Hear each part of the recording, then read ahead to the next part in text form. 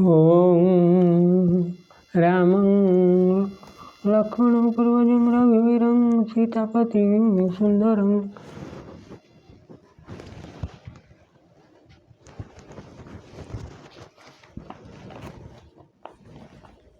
काकुत्स्थं करुणाकर गुणनिधिं विप्रप्रियधर्मकं नमामि रामं रघुवंशमुख्यं नमामि रामं सुरकल्पवृक्षं नमामि रामं कमलायताख्यं नमामि रामं रघुनन्दनाख्यं श्रीराम जय जय राम जय रघुनंदन जय घनश्याम। भक्तवत्सल भगवान की जय, राम नारायण की जय, लक्ष्मण लाल जी की जय, भरत लाल जी की जय, शत्रुघ्न लाल जी की जय, संकट मोचन हनुमान जी की जय, जनक नंदन सीता देवी की जय, अचरण शरण सचितानंद भगवान की जय, यूट्यूब कर्मकर्ता मान को जय, जंखड़ वासिनी माँ शरण को जय, दशरथी गोपाल को जय, स्वर्ग मत्स्य पाताल की जय, 33 कोटी देवता को जय, मोर प्रिय श्रोताबंधु मान को जय, मोर प्रिय श्रोताबंधु मान आपको नमस्कार कर आरंभ करने जाऊँ। ये संपूर्ण धारावाहिक रामायण कथा आपण मैंने परवर्ती अध्याय शुणी हनुमान जी जाई लंकिनी पाखरे पहुँच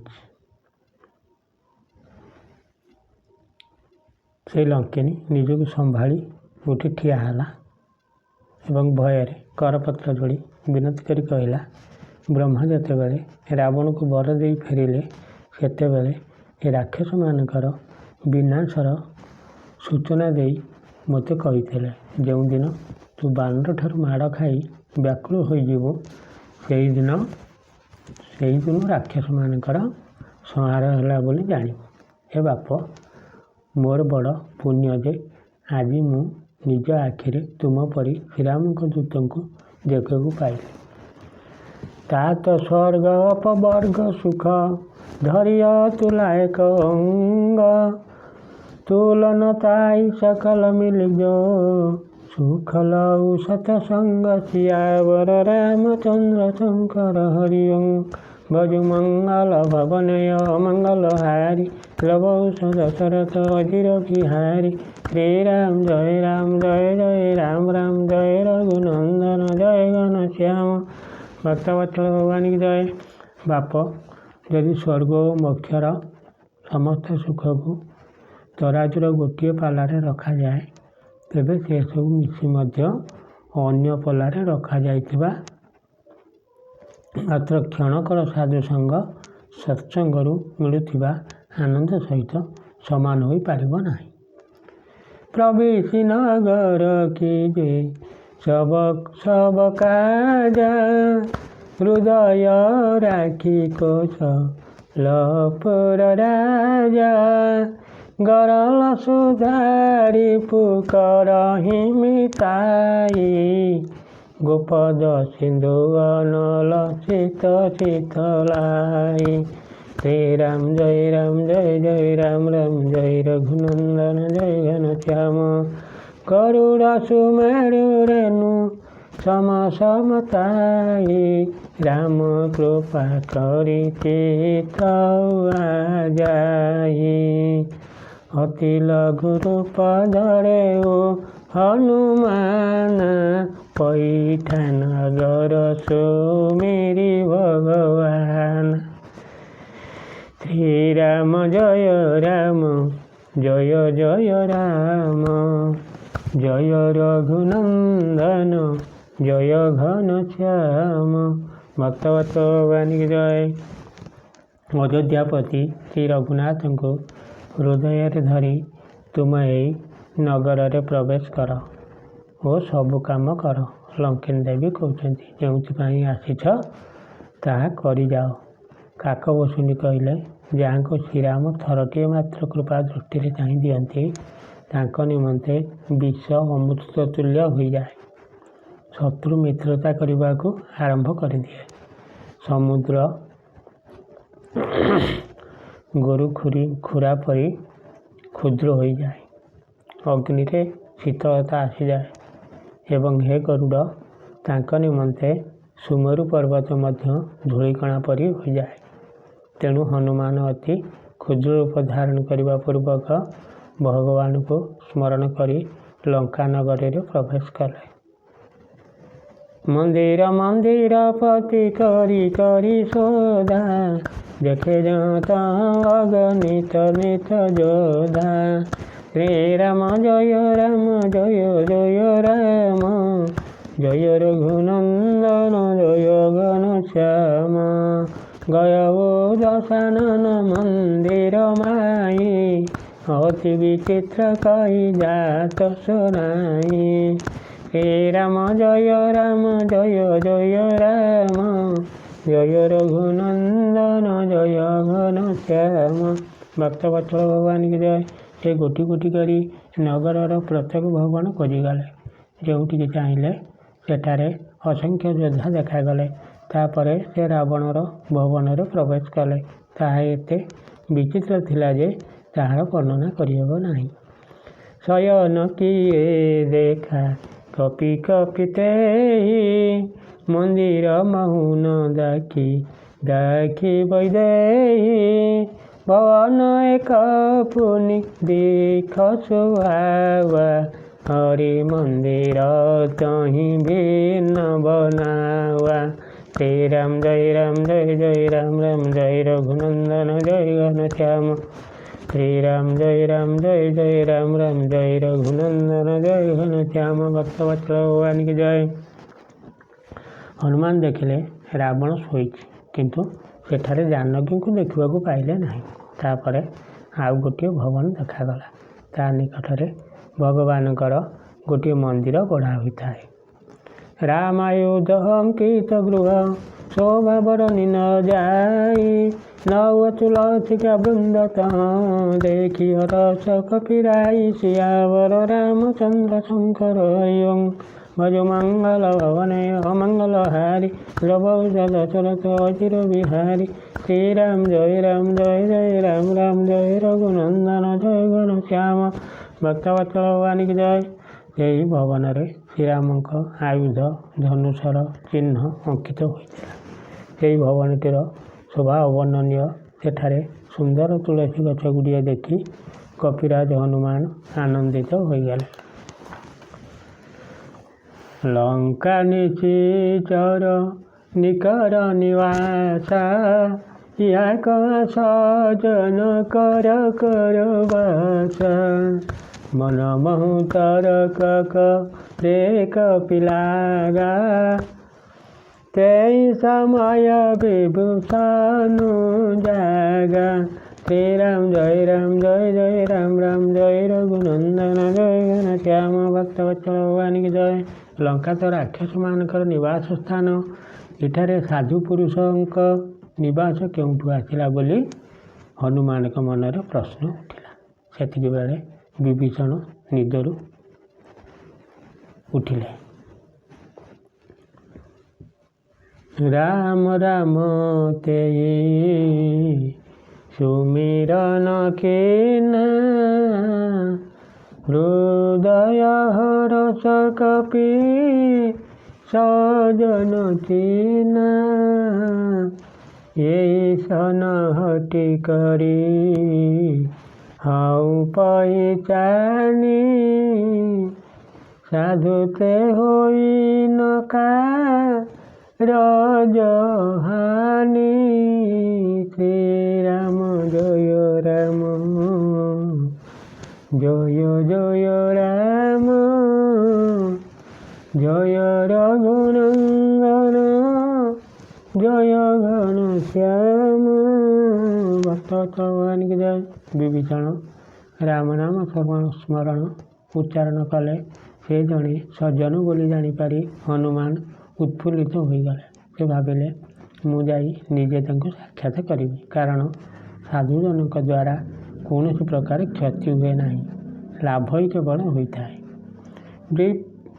ବିପ୍ରଭୁ ଧରି ବଚନ ଶୁଣାଏ, सुनत विभीषण उठित आए, करि प्रणाम पोछि पोछि कुशलाई, विप्र कहनु निज कथा बुझाई, कि तुम हरिदासन मह कोई, मोर हृदय प्रीति अति अति होई, कि तुम राम दिन दिन अनुरागी, आयहु मोहि करन बड़ भागी, रे राम जय जय राम, जय रघुनंदन जय घनश्याम। भक्तवत्सल भगवान की जय। हनुमान ब्राह्मण रूप धरी तांको डाकिले। डाक शुणा क्षणी विभीषण आसिले। से प्रणाम करी कुशल संभाषण कले एवं कहले, हे ब्राह्मण देव, आपण परिचय दियंतु। आपण जड़े हरिभक्त कि? कारण आपण को देखी मत बड़ आनंद लगुच। ना आपण स्वयं प्रभु दीनदयालु श्रीराम? मु घरे बसी थाऊँ थाऊँ दर्शन दे मत कृतार्थ करदेवाकू आछंती कि? तब हनुमंत कहि सब राम कथा निज नाम, सुनत जुगल न पुलक मन, मगन सुमरि गुण ग्राम, सियावर रामचंद्र शंकर हरिओं, भजु मंगल भवनय मंगल हारी, लभौ दशरथ अजिर बिहारी, हे राम जय जय राम, राम जय रघुनंदन जय घनश्याम। भक्तवत्सल भगवान की जय। तम हनुमान श्रीराम का सकल वृत्तांत शुणाई निजर नाम कहले। ता शुणी उभय शरीर रोमांचित होगला एवं श्रीराम गुण समूह स्मरण करी दुहिंकर मन प्रेम और आनंद निमग्न होगला। सुनहु पवन सुत रहनिहो मारी, जिमि दसन निमहु जीव विचारी, तात कबहु मोहि जानियो नाथा, हरि कृपा भानुकुल नाथा, तामस तनु कछु साधन नाही, प्रीति न पद सरोज मन माही, अब मोहि भाव रस हनुमंता, बिनिहने कृपा मिलहि नहीं सीता, हे राम जय जय राम, जय रघुनंदन जय घनश्याम, जो रघुवीर अनुग्रह किन्ना, तो तुम मोहि दरसु हटि देना, सुनहु विभीषण प्रभु के रीति, करई सदा सेवक पर प्रीति, कानु कवन मई परम कुलीना, कपि चंचल सबई विधिहीना, प्रीति लेउ जो नाम हमारा, तेहि दिन तानि न मिले आहारा, श्री राम जय जय राम, जय रघुनंदन जय घनश्याम। भक्तवत्सल भगवान की जय। विभीषण कहले, हे पवन पुत्र, मु किपरि रही शुणु।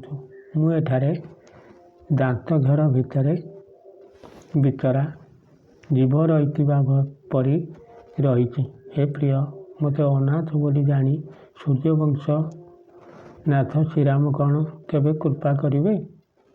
तामस शरीर राक्षस कूल जात होइतिबारु मोर किछि साधन भजन नाही, कि मो मन भितर श्रीराम चरण कमल प्रीति भी नाही। किंतु हे हनुमान, एबे मोर विश्वास होइगला जे श्रीरामकर मो प्रति कृपा रही, कारण हरिंक कृपा बिना संथ मिलती नाही। श्री रघुवीर कृपा करिबारु ही तो आपण निजे आसी मते दर्शन देले। हनुमान कहले, हे विभीषण, प्रभुंकर रीति होउछि से सबको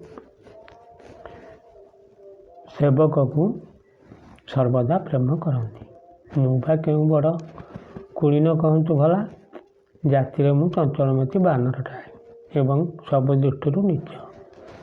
ଯେ ସକାଳୁ ସକାଳୁ ଆମ ନାଁ ଧରିବ ତାକୁ ଦିନସାରା ଖାଇବାକୁ ମିଳିବ ନାହିଁ।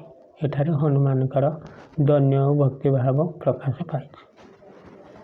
ଅସମେଇ ଅଧମ ସଖା ଶୁଣୁ ମୋ ଉପର ରଘୁବୀର, କିନ କୃପା ସୁମରି ଗୁଣ ଭରେ, ବିଲୋଚନ ବିଲୋଚନ ନିରସିଆବର, ରାମଚନ୍ଦ୍ର ଶଙ୍କର ହରିଓಂ ଭଜ ମଙ୍ଗଳ ଭବନେ ଅମଙ୍ଗଳ ହାରି, ଲବୌଷ ଦଶରଥ ଅଜିର ବିହାରୀ, ଶ୍ରୀରାମ ଜୟ ରାମ ରାମ ଜୟ ରଘୁନନ୍ଦନ ଜୟ ଘନ ଶ୍ୟାମ। ଭକ୍ତବତ୍ସଳ ଭଗବାନଙ୍କୁ ଜୟ। ହେ ବନ୍ଧୁ, ମୁଁ ହେଉଛି ଏପରି ଜଣେ ଅଧମ, ତଥାପି ଶ୍ରୀରାମ ପ୍ରତି କୃପା କରିଛନ୍ତି। ଭଗବାନ ଗୁଣାବଳୀ ସ୍ମରଣ କରି ତାଙ୍କର ନୟନ ଯୁଗଳ ପ୍ରେମାଶ୍ରୁରେ ପୂର୍ଣ୍ଣ ହୋଇଗଲା। ଜାନତ ଅସ ସ୍ୱାମୀ ବିସାରି, ପିରହିତେ କାହେ ନ ହୋଇ ଦୁଃଖାରି, ଏହି ବିଧି କହତରା ମଗୁନ ଗ୍ରାମ, ପାୱା ଅନିର୍ବାଚ ବିଶ୍ରାମ ବିଶ୍ରାମ। ଶ୍ରୀରାମ ଜୟ ରାମ ଜୟ ଜୟ ରାମ, ଜୟ ରଘୁନନ୍ଦନ ଜୟ ଘନ ଶ୍ୟାମ। ଭକ୍ତବତ୍ସଳ ଭଗବାନଙ୍କୁ ଜୟ। ସେ କହିଲେ, ଯେଉଁମାନେ ଏକଥା ଭଗବାନଙ୍କ କୃପାଳୁ ତା ଜାଣି ମଧ୍ୟ ଏଭଳି ପ୍ରଭୁଙ୍କୁ ପାଶୋରି ବିଷୟ ପଛରେ ଗୋଡ଼ାଉଛନ୍ତି, ସେମାନେ ଦୁଃଖୀ ନ ହେବେ କିପରି? ଏପରି ଭାବରେ ଶ୍ରୀରାମଙ୍କ ଗୁଣ କୀର୍ତ୍ତନ କରି କରି ସେ ଅନିର୍ବାଚନୀୟ ଶାନ୍ତି ଲାଭ କଲେ। ପୁନି ସବ କଥା ବିଭୀଷଣ କହି, ଦେଇ ବିଧି ଜନକ ସୁତା ରହି, ଶ୍ରୀରାମ ଜୟ ରାମ ରାମ, ତବ ହନୁମନ୍ତ କହା ଶୁଣୁ ଭ୍ରାତା, ଦେଖି ଚାହୁଁ ଜାନକୀ ମାତା, ଶ୍ରୀରାମ ଜୟ ରାମ ଜୟ ରଘୁନନ୍ଦନ ଜୟ ଘନ ଶ୍ୟାମ। ଭକ୍ତବତ୍ସଳ ଭଗବାନଙ୍କୁ ଜୟ। ତାପରେ ମାତା ଜାନକୀ ସେଠାରେ ଯେପରି ରହିଛନ୍ତି, ବିଭୀଷଣ ସେସବୁ କଥା କହିଲେ। ହନୁମାନ କହିଲେ, ଭାଇ ଶୁଣ, ମୁଁ ମାତା ଜାନକୀଙ୍କୁ ଦେଖିବାକୁ ଚାହୁଁଛି। ଯୋଗତେ ବିଭୀଷଣ ସକଳ ଶୁଣାଇ, ଚଲେଉ ପବନ ସୁତ ବିଦା କରାଇ, ଶ୍ରୀରାମ ଜୟ ରାମ ଜୟ ରଘୁନନ୍ଦନ ଜୟ ଘନ ଶ୍ୟାମ। କରି ସଇ ରୂପ ଗଉ ପୁନିତବା, ଭବନ ଶୋକ ସୀତା ରଜାୱା, ଶ୍ରୀରାମ ଜୟ ରାମ ଜୟ ରଘୁନନ୍ଦନ ଜୟ ଘନ ଶ୍ୟାମ। ଭକ୍ତବତ୍ସଳ ଭଗବାନଙ୍କୁ ଜୟ। ମାତା ସୀତାଙ୍କୁ କିପରି ଦର୍ଶନ କରିହେବ, ବିଭୀଷଣ ତାର ଉପାୟ ସବୁ କହିଥିଲେ। ତେଣୁ ହନୁମାନ ତାଙ୍କଠାରୁ ବିଦାୟ ନେଇ ସୀତା ଦର୍ଶନ ନିମନ୍ତେ ବାହାରି ପଡ଼ିଲେ। ସେ ପୁଣି ଥରେ ସେହି ରୂପ ଧରି ଅଶୋକ ବନରେ ସୀତା ରହୁଥିବା ସ୍ଥାନକୁ ଗଲେ। ଦେଖି ମନଇ ମଉ କିନ୍ନ ପ୍ରଣାମ, ବଠେଇ ବାସି ଜାତ ନିଶି ଜାମା, କୃଷତନୁ ଶୀର୍ଷ ଜଟା ଏକ ବେଣୀ, ଚପତି ହୃଦୟ ରଘୁପତି ଗୃଣ ସେନୀ, ଶ୍ରୀରାମ ଜୟ ରାମ ଜୟ ରଘୁନନ୍ଦନ ଜୟ ଘନ ଶ୍ୟାମ। ଭକ୍ତବତ୍ସଳ ଭଗବାନଙ୍କୁ ଜୟ। ସୀତାଙ୍କୁ ଦେଖି ହନୁମାନ ମନେ ମନେ ପ୍ରଣାମ କଲେ। ସୀତାଙ୍କର ରାତି 4 ପ୍ରହର ଯାକ ତ ବସି ବସି ବିତି ଯାଉଥାଏ। ଶରୀର ଦୁର୍ବଳ ହୋଇଯାଇଥାଏ। ମଥାର କେଶ ଜଟାରେ ପରିଣତ ହୋଇ ଗୋଟିଏ ବେଣୀ ହୋଇଯାଇଥାଏ। ସେ ହୃଦୟରେ ଶ୍ରୀ ରଘୁନାଥଙ୍କର ଗୁଣ ସମୂହ ଜପ ସ୍ମରଣ କରୁଥାନ୍ତି। ମୋର ପ୍ରିୟ ଶ୍ରୋତା ବନ୍ଧୁ, ଆଜି ଏତିକିରେ ଥାଉ। ଆପଣମାନଙ୍କ ଦୟା ଥିଲେ ଆଗାମୀ ଅଧ୍ୟାୟରେ ଶୁଣିବେ। ଏତିକି କହି ସେଇ ରାମନାରାୟଣଙ୍କୁ, ମୋର ଶ୍ରୋତା ବନ୍ଧୁମାନଙ୍କୁ ଏବଂ ତାଙ୍କର ଆତ୍ମୀୟ ସ୍ୱଜନ, ପରିବାର ବର୍ଗ ଏବଂ ସମସ୍ତ ପୃଥିବୀର ନରନାରୀ, ପଶୁପକ୍ଷୀ, କୀଟପତଙ୍ଗମାନଙ୍କୁ ସେ ରାମନାରାୟଣ ଭଲରେ ରଖନ୍ତୁ। ଏତିକି ନିବେଦନ କରି ବିଦାୟ ନେଉଛି। ସେ ଝଙ୍କଡ଼ବାସୀ ମା ଶାରଳାଙ୍କୁ କୋଟି କୋଟି ଦଣ୍ଡବତ, 33 କୋଟି ଦେବତାଙ୍କୁ କୋଟି କୋଟି ଦଣ୍ଡବତ, ସ୍ୱର୍ଗ ମର୍ତ୍ତ୍ୟ ପାତାଳ କୋଟି କୋଟି ଦଣ୍ଡବତ, ତେତିଶ କୋଟି ଦେବତାଙ୍କୁ କୋଟି କୋଟି ଦଣ୍ଡବତ। ଦେଶ ଦିଗ ପାଳୁଙ୍କୁ କୋଟି କୋଟି ଦଣ୍ଡବତ। ମୋର ପ୍ରିୟ ଶ୍ରୋତାବନ୍ଧୁମାନଙ୍କୁ ମଥା ଲୋଟା ପ୍ରଣାମ କରି ବିଦାୟ ନେଉଛି। ଜୟ ଶ୍ରୀରାମ।